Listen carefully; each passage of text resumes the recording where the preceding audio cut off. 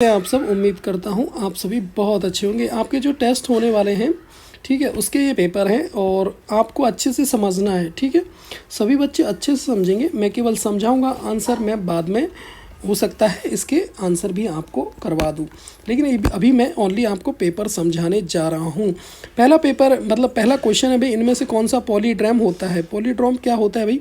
ऐसा सीक्वेंस, ऐसा, ठीक है, ऐसी चीज़ जो ऐसा सीक्वेंस बने, आगे से पढ़ो तो सेम, पीछे से पढ़ो तो भी सेम, ठीक है। यानी इधर से आप पढ़ेंगे तो भी सेम आपको लगेगा और इधर से पढ़ेंगे तो भी आपको सेम लगेगा। जैसे लिखा है पापा, ठीक है, पापा को आप पीछे से पढ़ लो तो भी पापा ही पढ़ा जाएगा और आगे से पढ़ोगे तो ही पापा पढ़ा जाएगा। तो ये अक्षर एक ऐसा दिखाई दे रहा है मुझे, जो मुझे सेम लग रहा है, इस पॉलीड्रम को पूरा कर रहा है, ठीक है। समकोण का माप आपको यहाँ पे बताना है, समकोण भाई कितने डिग्री का होता है, ठीक है। आंसर आपको चूज़ करना है। ये पहला आंसर मैंने एज ए एग्जांपल आपको बस समझा दिया था कि थोड़ा जिस बच्चे को नहीं पता हो तो वो यहाँ पे आसानी से समझ जाएगा। क्वेश्चन नंबर 3 है, किस आकृति का क्षेत्रफल अधिक है। क्षेत्रफल अधिक है तो भाई देख लेंगे कौन सी आकृति में आपको लग रहा है कि उसका क्षेत्रफल ज़्यादा है, तो वो आप यहाँ पे बता देंगे। और डिब्बे गिन के भी बता सकते हैं कि जो ज़्यादा बड़ी आकृति होगी वो ज़्यादा डिब्बे घेरेगी। निम्नलिखित में से एक सबसे बड़ी संख्या का चयन करें। यहाँ बहुत ही आसान सा आपको क्वेश्चन दिया गया है, ऐसी संख्या आपको बतानी है जो सबसे यहाँ पे बड़ी रहने वाली है। इनमें से कौन से विकल्प में 6 के गुणज हैं। 6 के गुणज क्या होता है भाई? 6 में मतलब जिनका 6 से पूरा पूरा भाग चला जाएगा, अगर किसी को उनको भाग देंगे तो, या गुणा करेंगे तो वो भी 6 का गुण में आ जाएगा। जैसे एग्जाम्पल 2 गुणा 2 करते हैं तो 4 आता है, ठीक है। 2 गुणा 3 करते हैं तो 6 आता है और 2 गुणा 4 करते हैं तो 8 आता है। यदि कहीं 6 4 6 8 संख्या लिखी होगी तो वो 2 के गुणज होंगे, ठीक है। इस तरीके से आप देख लेंगे 6 के पहाड़े में आने वाले जो संख्याएं हैं वो यहाँ पे 6 के गुणज होंगे, ठीक है। निम्नलिखित में से प्रश्नों के उत्तर दीजिए। ठीक से पढ़ने के लिए दी गई संख्या में अल्पविराम लगाइए।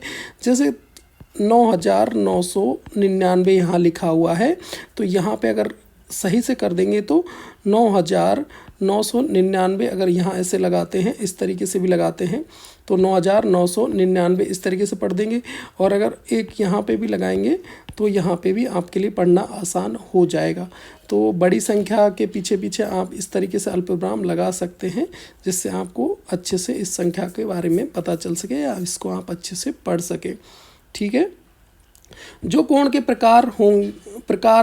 जो कोण के प्रकार का नाम बताइए। जो यहाँ पे कोण बना हुआ है उसका आपको नाम बताना है, ये किस तरीके का कोण बना हुआ है। इस आकृति में सममिति की परावर्तन रेखा खींचिए। यहाँ पे आपको जो सममिति की परावर्तन रेखा है वो खींचनी है। और 18 और 30 के साझा गुणनखंड ज्ञात कीजिए। 18 और 30 के साझा गुणनखंड आपको यहाँ पे ज्ञात करने हैं। इस तरीके से दिए गए भिन्न को नाम दे। 1/3 या जो आपको मैंने दिखाया इसका नाम क्या रहेगा। ईंट का आकार कैसा होता है, घन या घनाव, ये आपको बताना है। रिक्त स्थानों की पूर्ति करिए। जो खुले बंद आकृति है ये आपको बतानी है, ये खुली है या बंद आकृति है। बहुत ही आसान है, ये आप आराम से बता सकते हैं। जब आकृति घूमने के बाद भी समान दिखती है तो इसे कहा जाता है। ये आपके पास ऑप्शन है, इनमें से आपको एक चुनना है। किसी भी आकृति की सभी भुजाओं को जोड़ने से हमें किस चीज़ क्या प्राप्त होगा, ये आपको बताना है। निम्नलिखित में से मिलान कीजिए। ये कौन सा कोण है भाई? देखिए आपको यहाँ पे 3 दे रखे हैं, ठीक है, 3 है ना। फिर यहाँ आपको चित्र दे रखा है, यहाँ पे नाम दे रखा है, तो आपको यहाँ पे मिलाना है वो कौन सा कोण रहने वाला है। गुणनखंड वृक्षों को पूरा करने के लिए गोले को भरे, ठीक है। यहाँ पे आपको गुणनखंड के जो गोले हैं उनको भरने हैं, ठीक है, आसानी से कर लेंगे। छायांकित भाग के लिए भिन्न लिखें।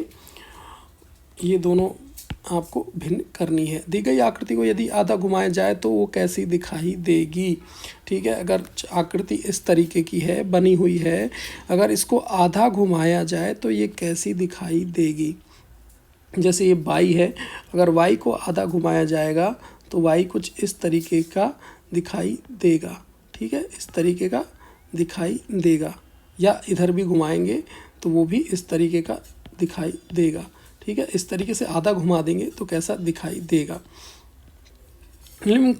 के उत्तर दीजिए। राम के पास चॉकलेट है, उसने इसे 18 टुकड़ों में बांटा, जिसमें से 1/3 भाग रीना को और आधा भाग रहीम को दे दिया। राम के लिए चॉकलेट का कितना हिस्सा जो है, कितना भाग बचा, वो आपको यहाँ बताना है। रीना को दिए गए चॉकलेट के टुकड़े को लाल, रहीम के टुकड़ों को नीला और राम के मिली चॉकलेट के टुकड़ों को पीला रंग भरें। इस तरीके से आपको कर देना है। आप यहाँ पे इस तरीके से भरेंगे भाई, जो टुकड़े यहाँ पे रीना को दिए उनको लाल ऐसे तरीके भर दे कि राम को ये, रीना को ये टुकड़े मिले हैं, रहीम को ये मिले हैं। तो इस तरीके से कलर वाइज आप यहाँ भरेंगे तो आपको अच्छा यहाँ पे समझ में आएगा। मनु ने 10 × 12 फीट का एक कमरा बनाया। वह इसके फर्श पर टाइल लगाना चाहता है। इसके पास 2 विकल्प हैं, 2 × 2 फीट साइज की टाइल और 3 × 4 फीट की साइज की टाइल। ठीक है, मनु को किसका चयन करना चाहिए? फर्श को कवर करने के लिए उसे कितनी टाइलों की आवश्यकता होगी? इस तरीके से आपका जो ये पेपर है यहाँ पे कंप्लीट हो गया है।